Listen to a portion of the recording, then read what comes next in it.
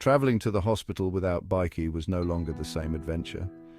It was slow-moving, less Spanish. Slow, it left me with more time to my thoughts. It was slower and not as fast.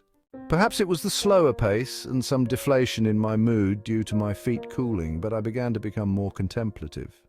Were all these imaginary friends necessary? Did they all behave so wildly because they were reflections of my own inner confusion? Confusion and disillusionment, flatulence, confusion and humorous racism and confusion. My journey is a metaphor for my life purpose, I declared like a pompous midget. It is like an ice cream. Yes, a flavored ice cream. Colorful, tasty and interesting, but also melting perceptibly under a cruel Spanish sun. An ice cream partly covered in random hairs from unidentified sources as it drifted in a murky pond. A set of pleasurable flavors intermingled with random hairs, pieces of grit, discarded skin cells from unhappy people who lived unfulfilled, futile lives, and copious amounts of pond scum from the encircling, frowning pond.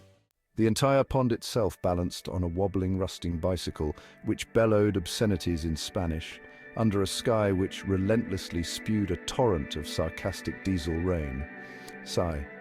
Before I even felt the cold handlebar violently strike the back of my skulls, I realized that my thoughts were again no longer under my control, and I was no longer alone. Bikey and the rest of the gang had tracked me down, and I was knocked to the ground.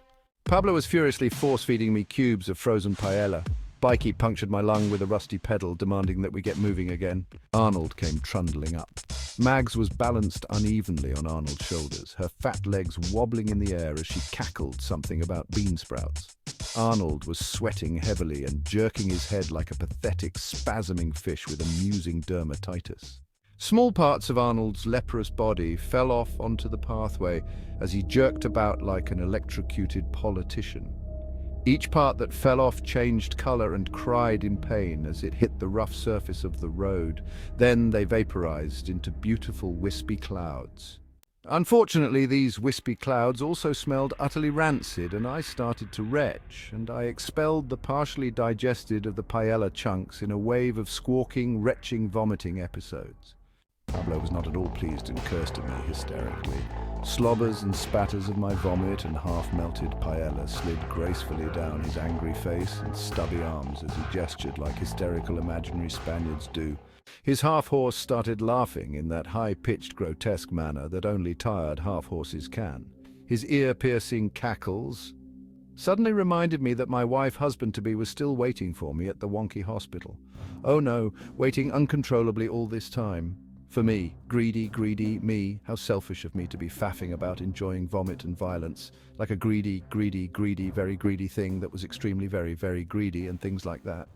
With urgency and some breaking of wind, I jumped on Bikey, spat out the last of Pablo's putrid paella, and decided to take back control, to drink the putrid pond, to eat that scabby ice cream. Yes, I would. I pedaled hard over a dead badger and said out loud through the rain, I have to get there faster.